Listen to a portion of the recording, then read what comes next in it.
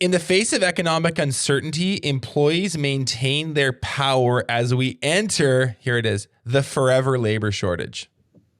Boom. So what's the forever labor shortage? Yeah. Okay. So the forever, this is not a term that I coined. It doesn't have mass appeal, but it is appeared in a number of articles, a number of pieces of research over the past few months. With that being said, what does it mean? In short, it literally means we will never have enough people to fill the number of open positions we have, period. Unless we see some dramatic with the next generation of Gen Alpha, if they decide to start having 4, 5, 6 kids, which I highly doubt is going to happen, we are always going to have more open positions than there are people to fill them across industries. I think, and there's a couple of factors. Okay.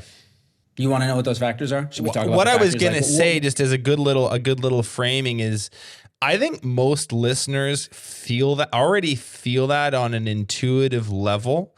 Like there might be a voice in their head almost using that term.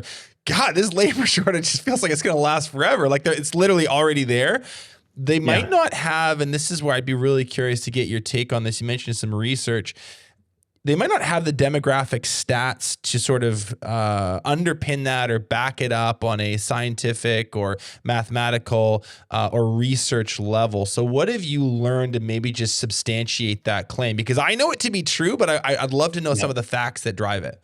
Yeah, so I see there as being 5 factors, and there's a couple of them that we can do some things about and some that we can't, right? So the number one, the first factor is just simple reality from a generational perspective. Our baby boomers are retiring. Baby boomers are the largest generation in history, depending upon who you're talking to, where that number exactly falls, but they're the largest. You know, demographers say we've been saying this for 10, 15 years now. Baby boomers, 10,000 baby boomers turn 65 every single day. Wow. And that's been said for years. So we've got this massive group that's retiring, and I'd be willing to bet a number of our listeners, like, you're feeling that. You got a couple of key leaders, people who've been with you for a long time.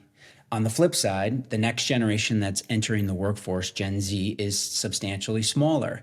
Again, and you know this, you look at the research, trying to pin down the exact number of a generation. Some people say 76 million, some people say 70 million.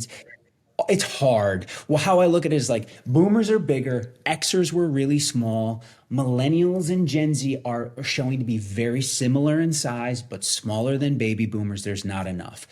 But here's the third factor. So we got big boomers leaving. We got a smaller generation coming behind. Here's something that often gets overlooked and not talked about. Starting to be talked about a little bit more down here in the US. The economic underperformance of young men between the ages of 18 and 34. Yeah. There's this guy, Nicholas Eberstadt, who's Men Without Work. And it's all, I've messaged, I've been trying to get him on. It's all about the number of young, able-bodied, sort of work-ready men who are not actually engaged, not only engaged, they're not even looking. They're not looking. Yeah. That's the statement. They're not only unemployed, but they are not looking. Bizarre. It's unbelievable. And so, you know, there's a larger, you're going to do a whole session on like, why is that? What's happened to this group, right? But we see it in the numbers. It's like the graduation rates are less than the girls. Their grades are less than the girls. Their opportunities in the fields that they're entering into now are going down, and they're feeling a bit lost. Mm-hmm. And I think there's there's a crisis for men right now, of a crisis of identity. Mm-hmm. Is it okay to be a masculine man? What does that actually mean? It's toxic masculinity over here. And so then we flocked to, and I'm, personally, I'm a fan of Jordan Peterson. Some people think he's horrible, but like, yeah. He created it. He spoke to a whole generation of men that felt like that, to take responsibility. Totally.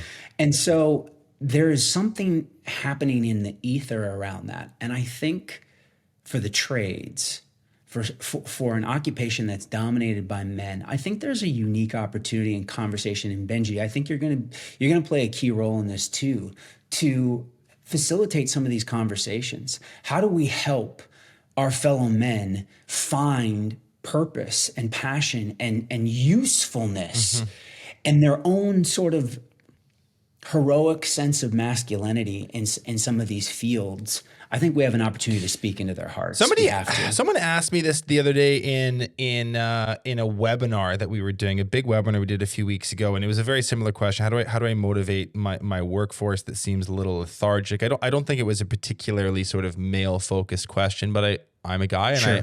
I couldn't help but answer it from sort of a male perspective. And I've talked about this in other podcasts, but and this is a whole other episode. So this is a quick tangent, and then we'll get back to the trends. But on that note, I think that there's an intelligent leader over the next 10 years. If this is resonating with you and you want to do something about it, we need to make trades cool again. We need to make hands-on work sweaty at the end of the day, tool belt on type, that rugged, difficult, challenging, rigorous type of work has really had a bad 2 decades where its brand is concerned. And I can't quite pinpoint why, but it is what it is. And I think that the way that you talk about this with your team, the way that you celebrate it with your team, the way that you make Instagram posts about your technician who did an amazing job, and you call them out and you write a caption and you say why they're great. We could get super philosophical, or we could like literally come up with a list of ways to do this. I mean, that's a great idea for another episode. But I really think if you can make the trades, make construction cool again, there's going to be this groundswell of people, men that we're talking about, who just go, actually, I love like building, and I'm kind of tired of acting like I don't. Like, I want to put a freaking tool belt on and go do this. So quick tangent on that, but it's a really, really interesting Couldn't point. agree more. Yeah. You feel the same way? I could not agree more, and I'm glad. I'm glad you referenced. Even just saying something like leveraging Instagram. You have to use the tools and be in the channels where people are today, and in particular, where the next generation of the trades are living right now. Like, I think from a recruiting standpoint, to overcome this, it's going to take a couple of factors. Number one, you have to create exceptional experiences for the people that you do have, so that they stay in their stickiness and they tell people. And you want to create a story for someone to tell all of their friends, is to help a person accomplish the goals that they've set out for in their life, whether that's build a cabin, buy a boat, freaking help your family do something, start a conversation. That's one. Two, the other thing, Benji, is freaking boots on the ground, man. Like, everybody who's listening right now, like, the only way this turns around is to get deep into our communities. Right. I mean, into the elementary schools, right? Building relationships with teachers. We're not going to be able to wave a wand and change this public persona of these industries magically. It's going to take being in our communities, building the relationships, and then using these new technologies, like you referenced Instagram, to help spread that message. I don't know if you saw, there was a story of a female truck driver who got arrested in Dubai. She's called the sassy truck driver on TikTok. And I'm not like advocating to like follow her, but what's interesting is a black female truck driver, but she started a TikTok channel and like creating buzz around the fact that like this is a great profession, and she's in the channel where people are. Yeah. Now it becomes possible. Now people see it. Yeah. I'm actually there's a lot about the current climate and economy and workforce and all this stuff that I sadly am very pessimistic about. The point I just made about make it cool again, I'm actually very optimistic about. I bet money on it. I really think the pendulum's going to swing back, and I'm boring my listeners because I've said this in other episodes, but the sort of white collar, thoughtosphere, LinkedIn profile worker, I know a lot of them guys, they're pretty underfulfilled. I'm a customer support manager at a mid-level thingy. We can throw AI into this equation too. Like, Totally. AI is going to transform white collar work, knowledge work, but it's going to create new opportunities in other spaces where technology can never do. So I think if I had to bet money on it, I think it's going to kind of correct a little bit here, but don't rest on your laurels. You as the business owner have a massive, I'd actually say the biggest role to play in doing this, because our educators probably aren't going to do it. Our government definitely isn't going to do it. I think, unfortunately, fortunately, whatever, this is going to fall on the backs of small business to really help correct this. Now, you mentioned something about recruitment and using the tools. Is there anything else on the tactical level here that you think is useful when it comes to recruitment, talent acquisition, hiring? How does a growth oriented business owner who has ambitions of growing an 8-figure business and beyond still do that in the forever labor shortage? Yeah, I mean, I don't want to make it sound overly simplistic, but it is really mastering those fundamentals of the greatest recruiting thing you can do is to create an exceptional culture and experience for the people that you have. It just period, full frickin' stop. We can't, like, we're looking for like technology solutions and other things, and yet we keep creating a terrible work environment for our people. It's not going to work. And then you know, of course you got to be using all of the new technology that's available from a recruiting standpoint, leverage recruiting sources. AI is playing a big factor in that area right now around job descriptions, sourcing candidates, helping you find people. But you can't beat having deep relationships, again, at a local level.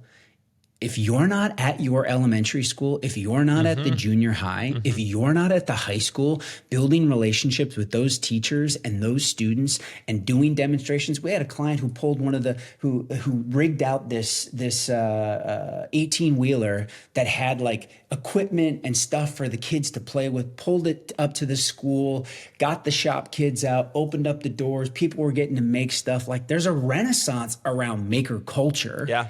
But you got to speak to the kids and use their language. Yeah, 100% agree. I love that. I really,